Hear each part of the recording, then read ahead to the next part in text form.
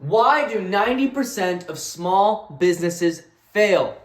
It is not the economy, it is not their competition, and it is not bad luck. I'm going to show you the 7 most dominant reasons why businesses go out of business every single day and give you a warning if you are next. Number 1, lack of a plan. This is a lack of a vision, okay? They don't know their purpose, and because of that, there is no end goal. If you're starting a business just because you like something, that's awesome. What's the end goal? Do you have a vision? Do you have a purpose? A way that I really like to solve this problem for myself, because I didn't know when I started my business, is I made a vision board.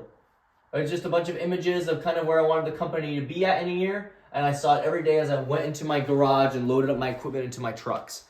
Because of that, I knew how much money I wanted to make by the end of the year. I knew what my team was going to look like, and I had a vision for the business. Next, lack of research.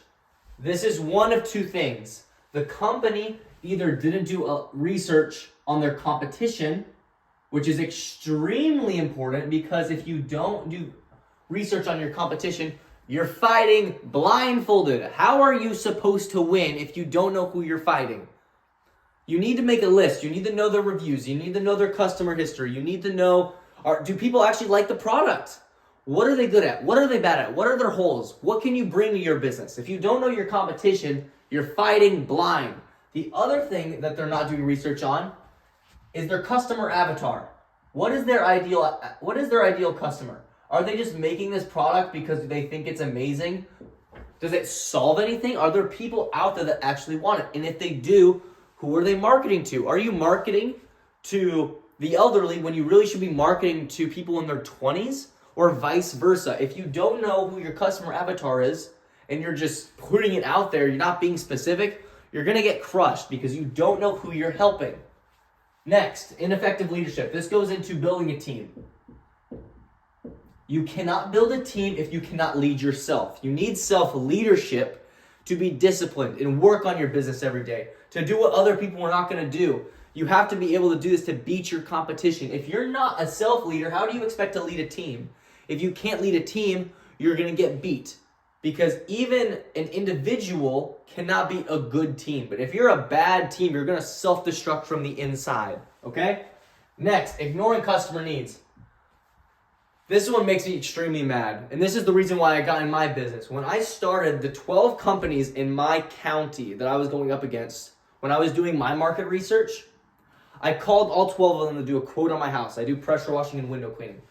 3 of them got back to me a day, a week, and 2 weeks. The other 9 didn't, and I knew that I had a market to go into, and I knew the weakness. Hey guys, quick break from the video on 90% of businesses failing. Well, I am actually selling a course on how to start a 6-figure service business the right way, taking out all the mistakes that I've made in the past year and also the advice from multi-millionaires that I have spent tens of thousands of my own money to interview and talk to these people and pour their advice into my business. If that sounds interesting, and if you want to find the best way to start a successful 6-figure business your first year, click the link in below, go to my Instagram and DM me the word course, and we'll get you all sorted out on the information, get you signed up, okay? If that sounds interesting, reach out to me. Otherwise, let's get back to the video.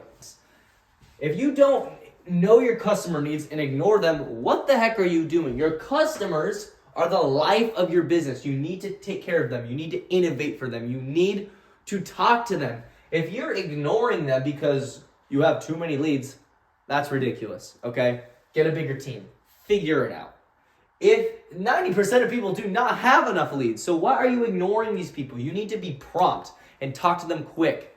Every single minute that passes by that you don't talk to a customer, they're not going to work with you. That first 5 minutes that they get that euphoric feeling of looking on your website, like, wow, this guy's really good at this job. I really want to hire him.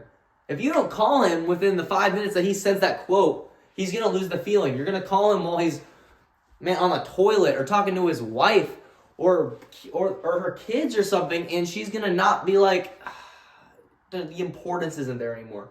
You talk about hours or days, she probably got a quote from someone else. You have to be prompt, and if you're ignoring what they actually need, that's just customer service. Their actual needs matter too, because if you're marketing something, but you're not giving what the customer actually needs, how are you supposed to expect them to like or want to work with you again. You can't build loyalty there, okay? You're just not helping them. Next, poor management. This could be in a team. This could also be systems. Your payment processors. Are you using AI? Do you have a dialer? Do you have all this stuff that is making your business well thought out and well run through?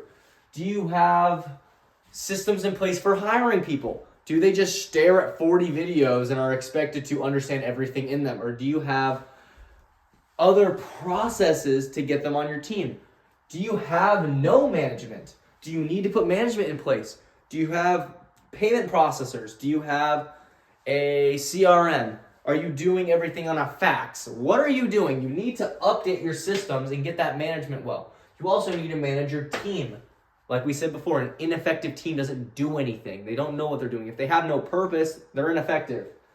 Inadequate profits. Now, for small businesses, this is a little bit different, but the average successful business is between 20 to 30% profits. Think about that. Now, service businesses that are much smaller, like my business, runs at 50 to 60% profits.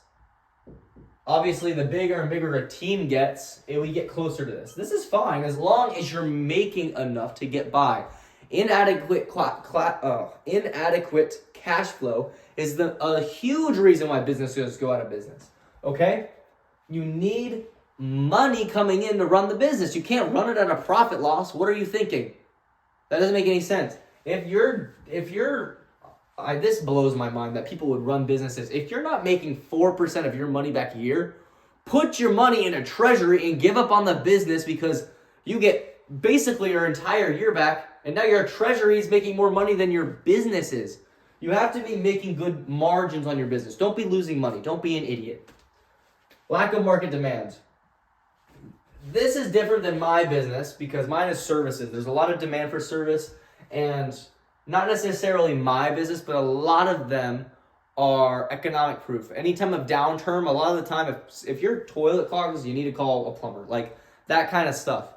Not necessarily for mine because pressure washing is not necessary. Gutter cleaning is more on that necessary side.